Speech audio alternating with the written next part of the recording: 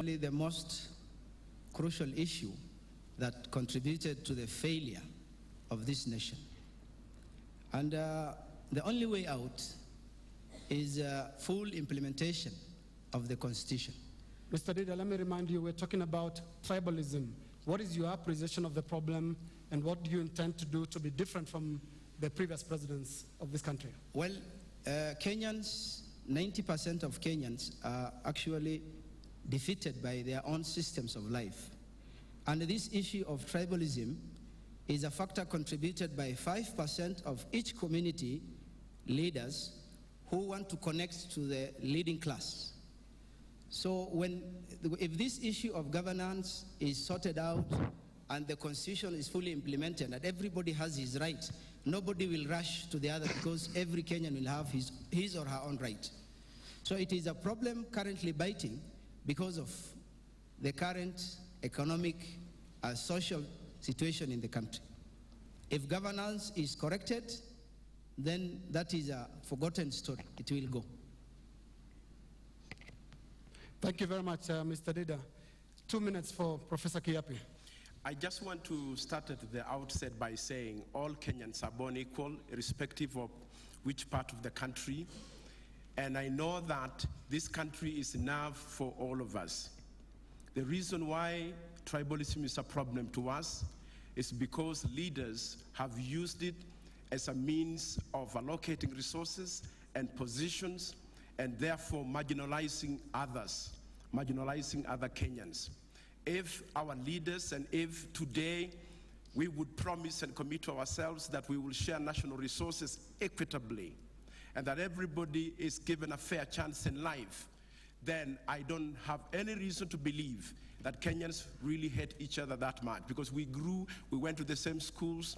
I myself went to Alliance High School, and I was the only Maasai boy in Form 1, but nobody looked at me as different. So I believe that it is the leadership that must address this issue. And you haven't told us, you have a minute to go of your time, you haven't told us what you intend to do as president. What I want to do as president is that I want a government of inclusion. A government where every Kenyan, irrespective of where they are, will look at those ministers, those permanent secretaries, those ambassadors. It will be done fairly and on merit.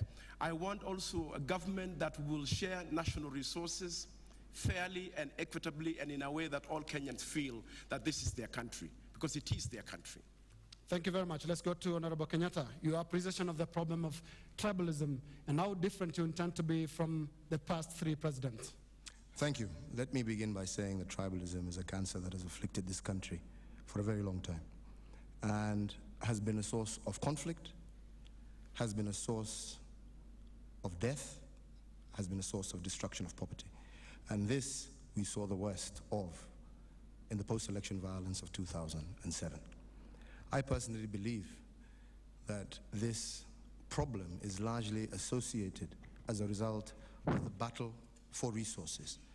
And in the past, what we have seen is a position where positions of leadership go and people are made to assume that if your community is in leadership, therefore you will be entitled to a greater share of the cake. We have a new constitution now. That new constitution is very clear on what it requires of all of us as Kenyans.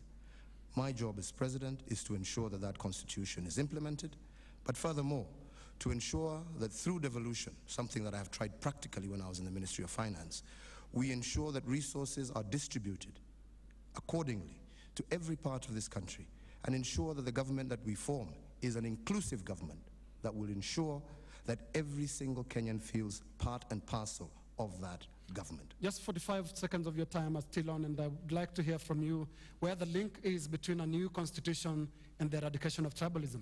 First and foremost, I think the constitution is now very clear, and there are very clear guidelines as to what politicians can say, especially during their campaigns. The use of ethnicity as a card in the campaign is something that the Constitution, for example, does not recognize anymore. So therefore, what has been happening in the past, where you've had politicians saying or accusing communities, that isn't there. The hate speech that we have seen in the past. Now we have laws that clearly control and ensure that that kind of language isn't allowed on any political platform. We cannot incite one another. We have to offer what it is our policies are that ensure that we eradicate poverty and deal with the real issues that are of concern to Kenyans. Thank you, Honorable Kenyatta. Honorable Peter Kenneth, your appreciation of tribalism? Yes, I grew up in this city, on the Eastlands part of it, specifically in Bahati, where all communities were represented and there was no tribalism. I had the opportunity to go to the Starehe Boys Center, where again was all communities represented. So I've not seen effect in my upgrowing of tribalism. Tribalism is an excuse that poor leadership and weak leadership gives to Kenyans. We come in and practice tribalism because we feel that if it is practiced, then that community A, where I come from, will benefit. We were never taught tribalism in primary. We never learned it in any institution of learning. It is something to do with leadership, and I'll say poor leadership and weak leadership. Now, we have a new constitution. We've always had sets of laws. It is poor enforcement and implementation that continues to drive us to tribalism, because all forms of impunities, if they were dealt with at an efficient space and speed, we would not have all these levels of impunities. Now, I want to tell you this. In my plan, I have looked at equality, I have looked at equity, so that never again will Kenyans feel they are not equal. Never again will Kenyans feel that one side of the country is inferior to the other. And I have to make this absolutely clear, that the fight over resources in my plan comes to an end. Thank you, Honorable Kenneth. We go to Honorable Mudavadi, and I want to remind all candidates, you're here to engage each other, and I hope you're listening to each other, because questions will then be coming up after this. Let's go to Honorable Mudavadi. Your appreciation of ethnicity, tribalism, and what you intend to do if elected president. Tribalism is real. It is serious. We can try and parry around it, but the fact of the matter is that tribalism is real. And it comes out because there's a sense of insecurity. The way we have practiced our politics is that we have created a sense of insecurity amongst communities. We have reached a stage where we are telling a community, unless you're herded into one corner, then your interests are not properly taken care of. Now, we have an opportunity as a Kenyan people to be able to break away from this. And this is largely based on the issue of the new constitution. The new constitution makes it very clear that the way public resources are going to be distributed within the context of devolution, a formula is going to be put in place determined by Parliament. At the same time, the constitution makes it very clear that communities that have hitherto been marginalized must not be marginalized. So the solution lies in implementing the constitution to the letter. The other thing that really comes up is that as we move ahead, it will be very important that we take a public audit of the way our public service, and particularly even within the private sector, is constituting itself. Nobody should cheat ourselves. We should not cheat ourselves. It's so clear that if you did an audit, you will find that there are certain favoritisms that have been occurring in the appointment of public officers, and indeed, even within the private sector, where the shareholders, being based from one particular community, tend to favor people of their community. This must stop. Thank you, Honorable Mudavadi. Let's go to Honorable Karua.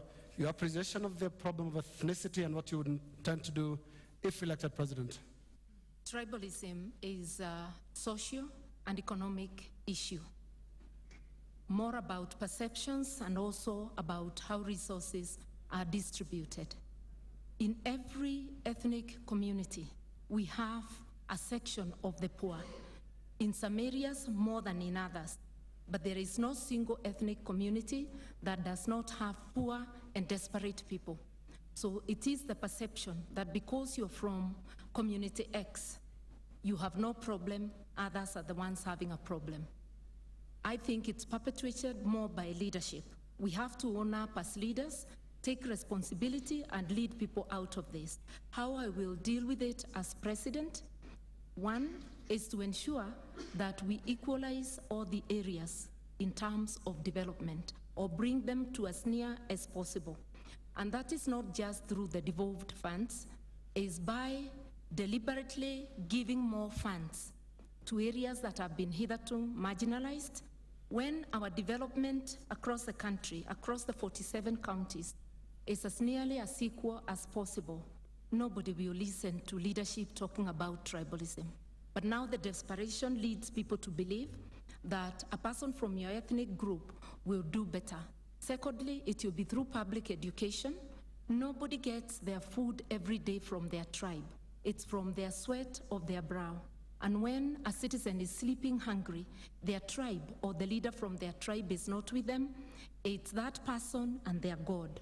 Therefore, we ought to unite together to develop our country, but as a leader, I'll lead from the front, and I'll ensure that in my government, there is inclusion, both in cabinet and in other jobs, as we fight this scourge. Thank you very much. Let's go to Honorable Dinga. Well, Linus, ethnicity is a disease of the elite.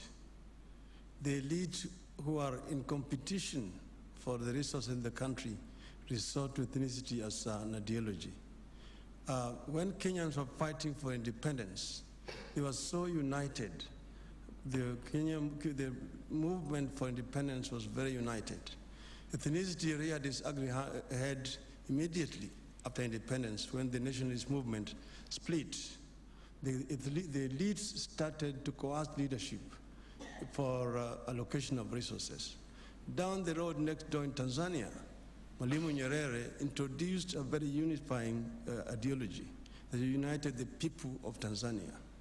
We now have a legal framework to deal with this animal that is called ethnicity by ensuring that there is equity in allocation of resources in our country.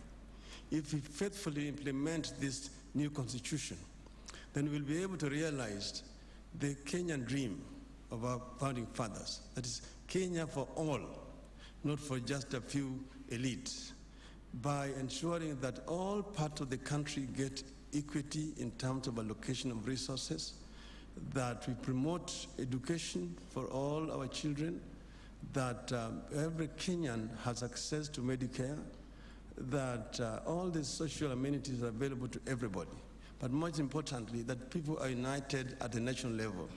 When somebody goes on a national screen and flaunts ethnic figures to say that because our candidates come from these communities, because of this election has already been won at the time of registration, it's a very dangerous proposition because it basically rubbishes the other communities. We in CORD know that we have a solution to this problem. And your time is up. Let's go to Honorable Muite.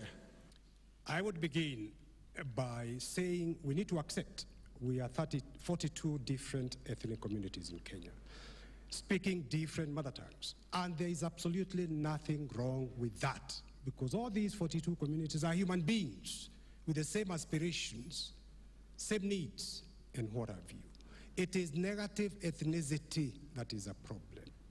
And that comes about because of the high levels of poverty in this country, because of corruption, because of impunity. So people feel insecure and wrongly believe that they can only advance economically and socially if one of their own is in power. How would Safina tackle this problem? It would tackle this problem by rearranging the economic social problems so as to target the majority poor, like harvesting rainwater from Pokot through to Turkana, everywhere, including Masaini, so as to give opportunity. We can grow everything. Let's start with the basics. Let us begin by feeding ourselves adequately, because it is a shame that every 3-4 years we have to go begging food, and yet we can feed ourselves. Let us invest in agriculture, research, so as to come up with high-yielding seed varieties from cotton to maize to everything, value adding to what we propose. I think if people felt economically secure, they will think less and less of their ethnic communities, because everybody needs the same things. Thank you.